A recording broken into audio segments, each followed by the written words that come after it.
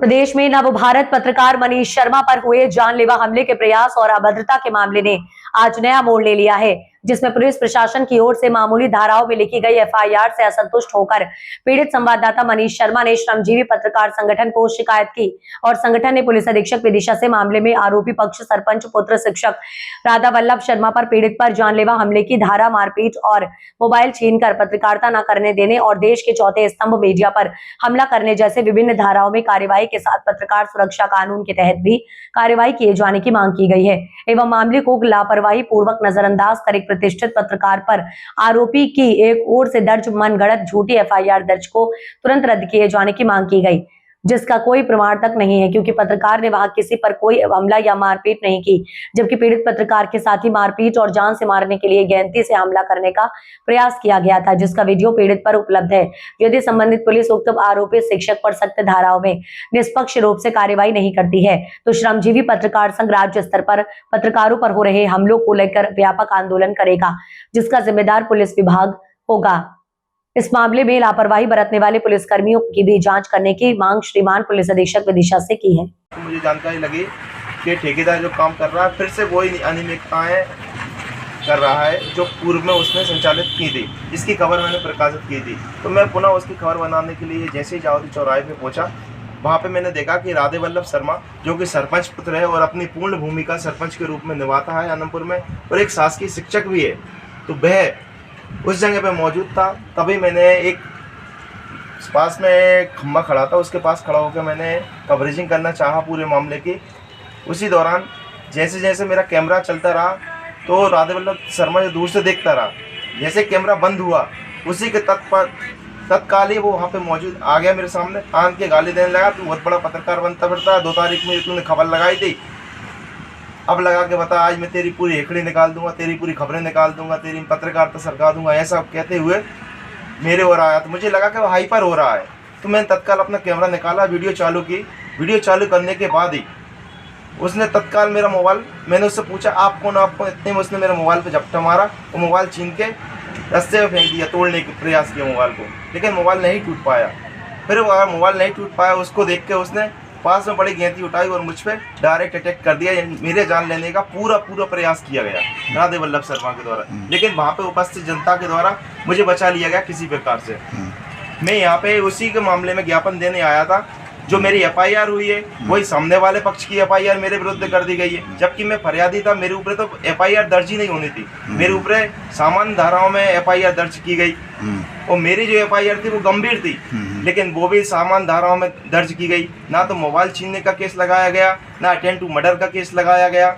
उसी के संबंध में माननीय पुलिस अधीक्षक महोदय के नाम पे एसडीओ कार्यालय में ज्ञापन देने आए हैं हम। मुझे मारने का प्रयास तो किया गया है, लेकिन मेरे द्वारा ऐसा कोई प्रयास नहीं किया गया, क्योंकि मैं वहाँ पे पत्रकारिता करने गया था, ना कि लड़ाई झगड़े करने गया। मतलब पुलिस द्वारा सही कार्रवाई पूरे सबूतों के आधार पर नहीं की गई है। सबूत जो थे उस आधार पर पुलिस के द्वारा कोई कार्रवाई नहीं की गई। अब आप क्या मांगते हैं? कि मैं यही मांग करता हूँ कि दोबारा से मेरे केस की डायरी ओपन हो थाने में और दोबारा से उस पर कार्रवाई हो, उन धाराओं, गंभीर धाराओं में कार्रवाई हो जो उसने कृत्य किया है। लोकतंत्र के चौथे स्तंभ पे जो वार किया है उसको उस चीज़ की सज़ा मिलनी चाहिए। आपके यहाँ पर अध्यक्ष साहब भी यहाँ पर मौजूद हैं, जिला कार्यकारी अध्यक्ष साहब भी मौजूद हैं। पत्रकारों पर होते हुए हमलों को आप किस प्रकार से देखते हैं? जैसा कि हमारे साथी पत्रकार मनीष शर्मा पर जो सरपंच पुत्र के द्वारा हमला किया गया है वो बेहद ही निंदनीय है। शासकीय कार्य में सेवारत होने के बाद भी इस तरीके के कृत्य करना अशोभनीय है।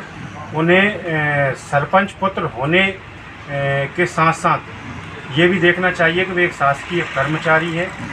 श्रमजीवी पत्रकार संघ इसकी घोर निंदा भी करता है। साथ साथ में आज सभी पत्रकार लटेरी इकाई के ज्ञापन देने के लिए एकत्रित हुए हैं और इसमें हम मांग करते हैं वरिष्ठ अधिकारियों से कि निम्न धाराएं जो बनती हैं उनके तहत कार्रवाई की जाए और संबंधित साथी पत्रकार पर जो झूठी एफआईआर की गई है उसे निरस्त की जाए। साथ में जिला पदाधिकारी भी और हमारे और साथी भी यहाँ मौजूद हैं, इकाई के लटेरी के भी मौजूद हैं।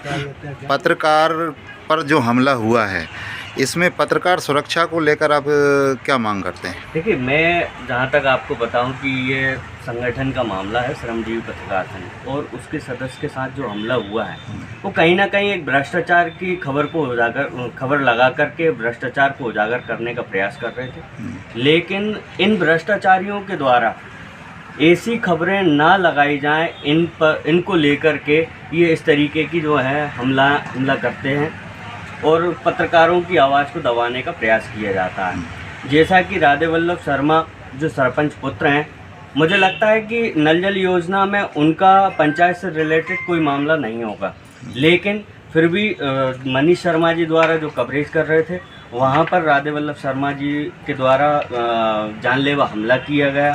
ये कहीं ना कहीं एक भ्रष्टाचार की तरफ निगाह देखी जा सकती है कि भ्रष्टाचार को उजागर करने के लिए मनीष शर्मा जी कवरेज कर रहे थे और उनकी आवाज़ को दबाया गया। तो ये कहीं ना कहीं पत्रकारों की आवाज़ को दबाया जा रहा है और प्रशासन के द्वारा भी जो सपोर्ट मिलना चाहिए पत्रकारों को वो नहीं मिल पा रहा है। तो उसको लेकर के आज हमने मनीष जी के समर्थन में जो है ज्ञापन दिया है और उसमें मांग की है कि उनमें धाराओं में थोड़ी सी बढ़ाई जाए, जो कि इन पर जो हमला किया है उसमें थोड़ा सा सुधार किया जाए। पत्रकारों पर हमला करने वालों के ऊपर सख्त कार्रवाई हो, इस तरह की कोई मांग आपने शासन से की है? नहीं, बिल्कुल, ये हमने पुलिस अधीक्षक विदिशा के नाम पर जो ज्ञापन दिया है लटेरी